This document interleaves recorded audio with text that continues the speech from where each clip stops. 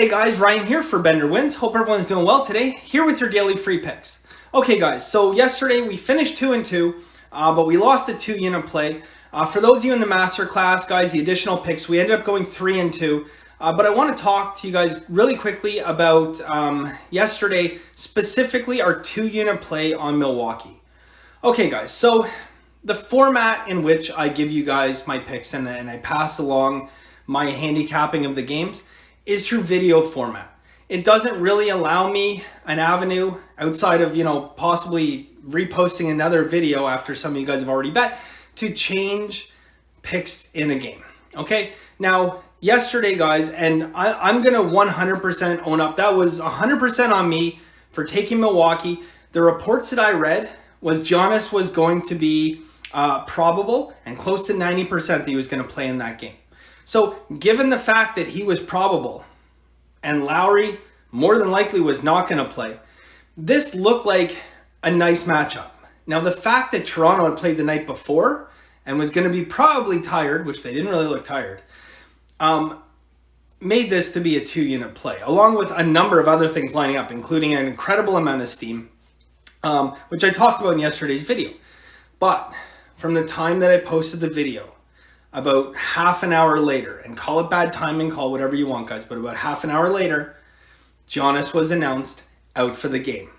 Okay, now he is a major impact player. Okay, now I guess going forward guys, the thing that we're gonna have to say, we're gonna have to define some rules really. And I mean, I would think that, in basketball guys, if you see a 2.5 point line move, that should be an indicator that something major has changed.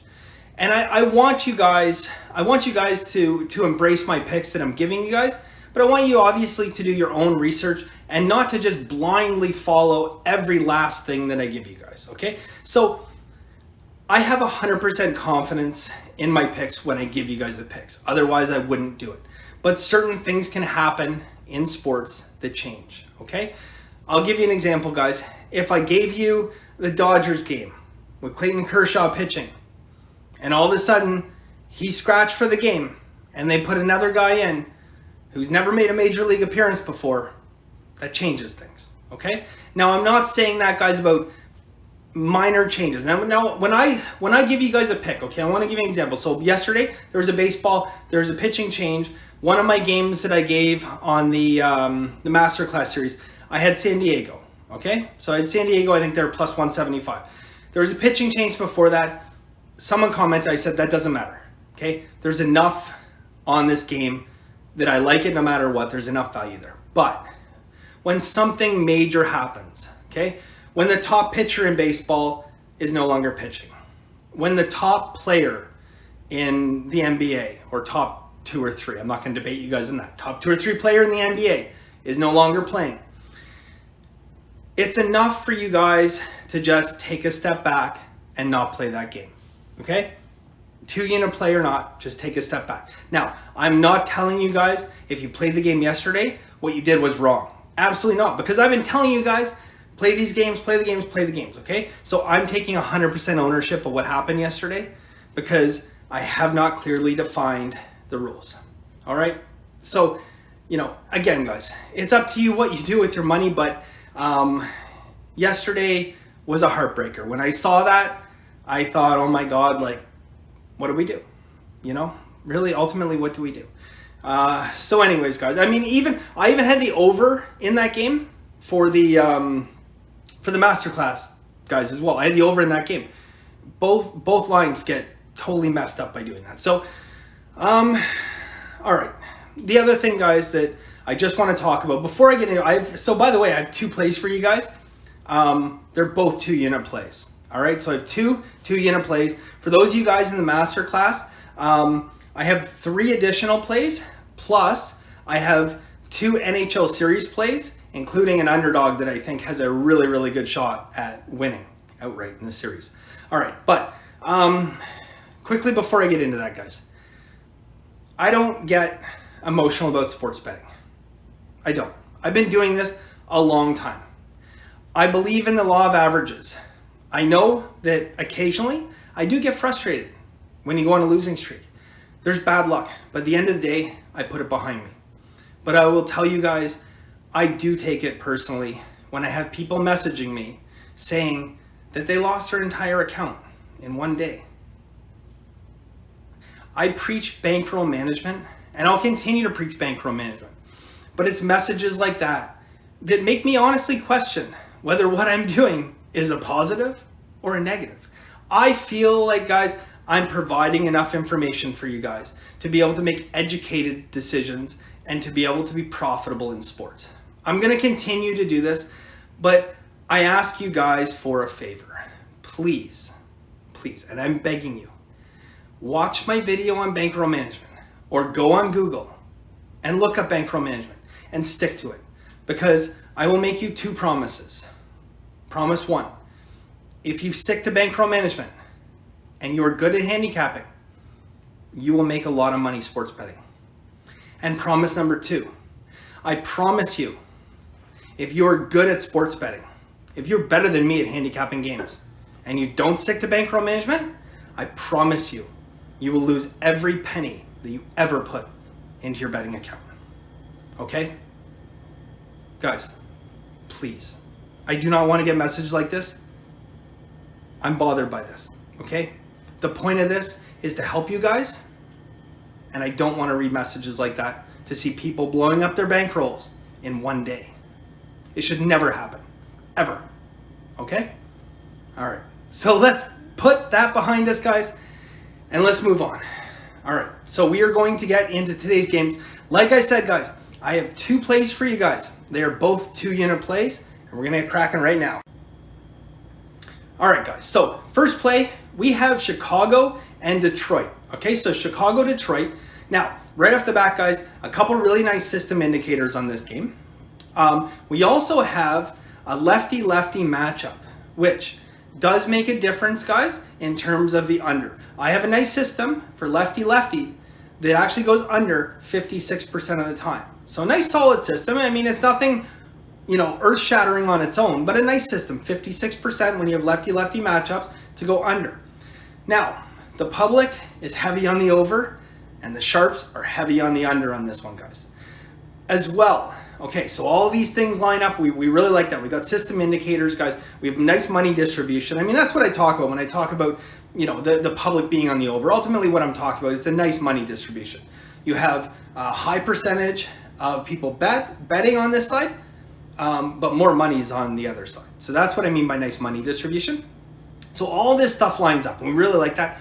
But we factor in Andy Fletcher is going to be the umpire in this game, guys. He goes under at 54%. So you remove every other variable from that. And Andy Fletcher is profitable to bet under on his own. So we factor that into the equation, guys. We like the money distribution. We like the system indicators. Lefty-lefty matchup, guys. This line's at 9.5. It should not be at 9.5. We're going to take advantage of that because we're advantage bettors. And we're going to bet Detroit, Chicago to go under 9.5 minus 115. All right, Detroit, Chicago, under 9.5 minus 115, 2 units. All right.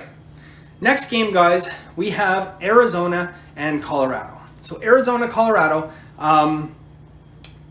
right back onto this game again, guys. 91-degree temperature in Colorado. You saw yesterday the pops when you get a warm day in Colorado in August. I mean, it's undeniable. Now, yes, Major League Baseball has compensated for that. And, I shouldn't say Major League Baseball. Vegas has compensated for that, and certain lines now reflect these higher totals that you're getting in these warm summer months where the ball absolutely flies, okay?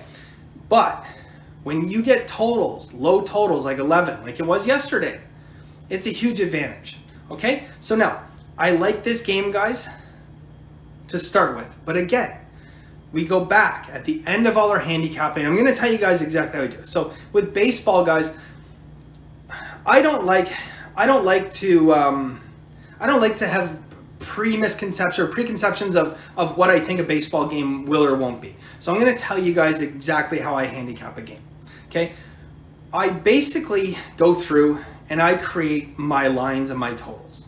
What do I think my lines and my totals should be based on the pitching matchups, based on the weather, based on everything like that.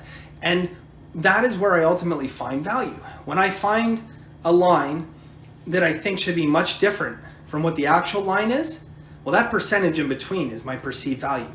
Now, those are the games that I start with, where I perceive there to be value, and I start to dig deeper. Now I become the investigator. Why is this line where it is? So when I see a warm 91-degree day, I think that's a good thing, right? Then I see, you know, the numbers coming out of Colorado in terms of like, in terms of the overs in August, and I like that. But the last thing that I check, guys, there's two things at the very end that I check, okay? After I've gone through system indicators, I've gone through money distribution, okay? I've gone through steam plays, I've gone through reverse line moves, I've looked at all of these things, and I've formed a decision. And then there's two things I look at, okay? I look ultimately at the actual line, because I don't want to look at that actual line beforehand, because it might change my judgment of what the game is. I leave that to the very end. And the last thing that I will then look at is the umpire in that game. I like this game a lot, guys. This game going over 11, I was close to a 2-unit play. I'm like, this is probably in my mind going to be a 1 to 2 unit play, potentially, you know, probably maybe a 1.5, closer to 2 unit. Then I look at the umpire, guys. I see Alfonso Marquez, fantastic over umpire. His games only go under 46% of the time. So I factor that into the equation, guys, the last thing I look at, and that puts me over the edge. It's a solid 2-unit play. All right. So you want the exact steps, guys.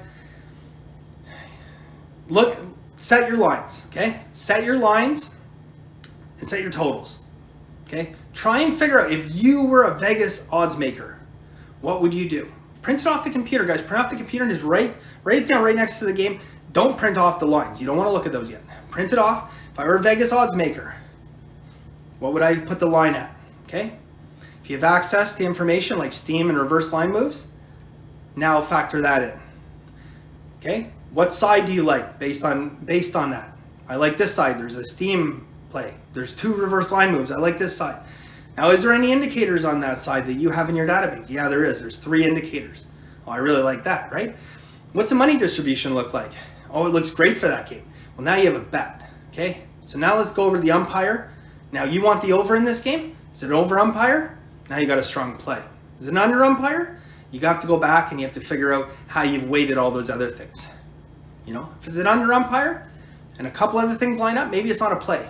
If the whole world lines up on the other side and you still have an under umpire, that's a decision you have to make. Maybe it's a half-unit play for you guys. All right, so that's handicapping 101, guys. I'm going to dive a lot deeper into every last thing that I do there in my masterclass. So if you guys are interested, I will leave a link at the end of the video. You guys can check that out.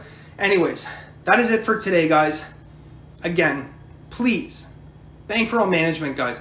I promise you 100%. And if you take anything out of my videos, anything at all, take this. I promise you, if you do not practice proper bankroll management, you will lose at sports betting for the rest of your life. Okay? I'm being dead serious, guys. All right. Thank you. And as always, guys, have a very lucky day.